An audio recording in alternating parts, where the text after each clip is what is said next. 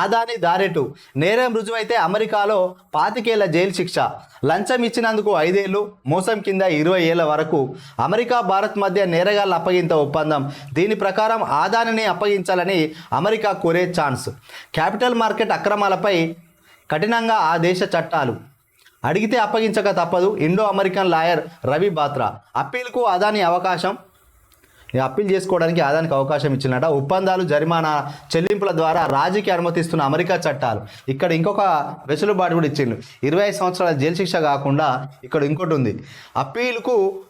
అప్పీల్కు ఆదాని అవకాశం, ఒప్పందాలు కానీ జరిమానా చెల్లింపుల ద్వారా కానీ రాజీకి అనుమతిస్తున్న అమెరికా చట్టాలు. ఇంకేం లేదు, నువ్వు తప్పు చేసినావు, అక్కడ 25 సంవత్సరాల జైలు శిక్ష పడాలి, లేదు అనుకుంటే ఇంకో జరిమానా కూడా విధించే ఇంకొక అవకాశం ఉందట. ఆ విధంగా కూడా ఆయన బయటపడచ్చు. సెబీ దర్యాప్తు. అమెరికా లంచం కేసులో ఆదాని గ్రీన్ ఎనర్జీపై విచారణ వాకప్ చేయాలని స్టాక్ ఎక్స్చేంజ్లకు ఆదేశాలు జారీ. ఆదాని కంపెనీలకు ఇప్పటికే వివరణ కోరిన స్టాక్ ఎక్స్చేంజ్లు అంట. ఇక్కడ లంచాలు, మోసం అభియోగాలు ఎదుర్కొంటున్న ఆదాని గ్రూప్ అధినేత గౌతమ్ అదానిని అప్పగించాలని అమెరికా కోరుతుందా? ఆయన అరెస్టు తప్పదా? నేరం రుజువైతే ఎన్నేళ్లు జైలు శిక్ష పడుతుంది?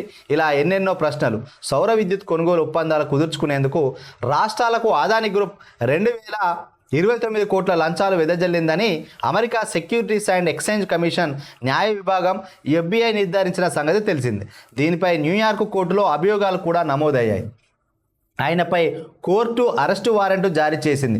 ఈ నేపథ్యంలో ఆదానిని తమకు అప్పగించాలని అమెరికా కోరే అవకాశాలు ఉన్నాయని భారతీయ అమెరికన్ న్యాయవాది రవి బాత్రా వెల్లడించారు. అమెరికాలో ఆదాని సహా 8 మంది ఎదుర్కొంటున్న ఈ కేసు మరింత తీవ్రతరం కావచ్చని చెప్పింది.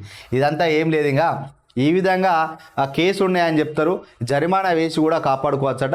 ఇంకో విషయం ఏంటంటే, అక్కడ కొత్తగా ఎన్నికల్లో గెలిచిన ట్రంప్ గెలిచిండు. ట్రంప్ మోడీకి బాగా దగ్గర కాబట్టి ఏదో రకంగా ఈ ఆర్థిక నేరం కూడా మార్చిపోయే అవకాశం ఉంది, ముగిసిపోయే చరిత్రగానే ఉంటుంది. ఇదంతా పెద్ద బూచిగా చూపిస్తున్నా కానీ అమెరికా ఇక్కడ ఏం చేస్తారంటే జరిమానాల ద్వారా కూడా రాజీ కుదుర్చుకునే అనుమతి ఉన్నదట. ఆ చట్టాన్ని యూజ్ చేసుకొని కూడా వాళ్ళు రాజీ కుదుర్చుకుంటారు.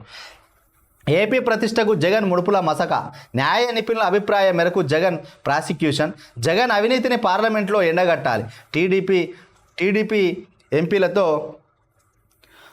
చంద్రబాబు. స్టాక్ మార్కెట్ వారాంతం ట్రెండింగ్లో అదాని షేర్లకు మిశ్రమ ఫలితాలు. ఒక్కసారిగా అయితే డమాల్ మళ్ళీ ఇప్పుడు మిశ్రమ ఫలితాలు వచ్చినాయట. సో ఈ విధంగా ఆదాని చేసిన తప్పుల గురించి పార్లమెంట్లో మాట్లాడాలని టీడీపీ చీఫ్ మా తెలుగుదేశం పార్టీ సంబంధించిన అధ్యక్షుడు ముఖ్యమంత్రి చంద్రబాబు నాయుడు ఎంపీలకు చెప్పినట్టు. ఎందుకంటే పార్లమెంట్లో మాట్లాడితే మోడీ ఏమన్నా స్పందిస్తాడు అని. ఆ లంచం ఖరీదు 72,000 కోట్లు రూపాయలు. 1750 కోట్ల ముడుపుల కోసం ఏపీ ప్రజలపై జగన్ భారం అంట. సో ఆ లంచం ఖరీదు 72,000 కోట్లట. ఆయనకేదో 1750 కోట్లు లంచం వస్తాయని ఈ విధంగా భారం మోపిండట. ఒప్పందం మేరకు విద్యుత్ సరఫరా చేయని ఆదాని 2021-24 మధ్య మార్కెట్లో అధిక ధరలకు కొనుగోలు. ఆ భారం 42,000 కోట్లు. చూసినలా వట్టిగా ప్రజాధనాన్ని ఇంత దుర్వినియోగం చేసిండ్రు. ఈయనకు వచ్చే లంచం కోసం వాళ్లకు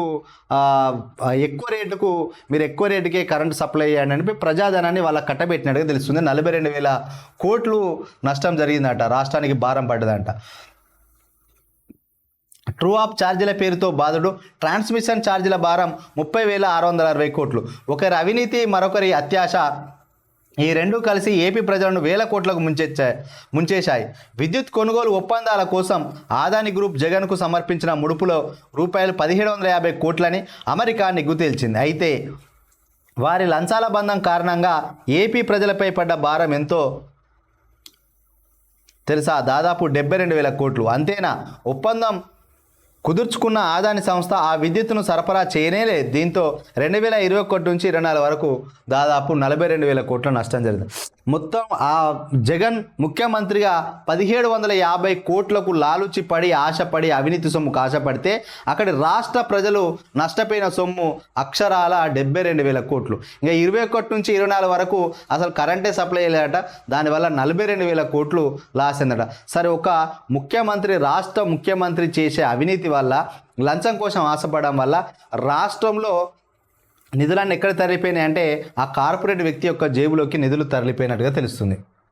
అందుకే టీడీపీ చీఫ్ చంద్రబాబు కూడా ఆ విషయాన్ని ఆ పార్లమెంట్లో ప్రస్తావించి దీన్ని బాగా హైలైట్ చేస్తే ఏమవుతుందంటే అంతకుముందు రాష్ట్ర ప్రభుత్వంగా ముఖ్యమంత్రిగా పనిచేసిన జగన్ను మళ్ళీ జైలుకు పంపించే అవకాశం ఉన్నదని చెప్పి తెలుగుదేశం పార్టీ వాళ్ళు భావిస్తున్నట్టు తెలుస్తుంది. అందుకే ఎంపీలను గట్టిగా అరుచుకోమని చెప్తున్నారు పార్లమెంట్లో.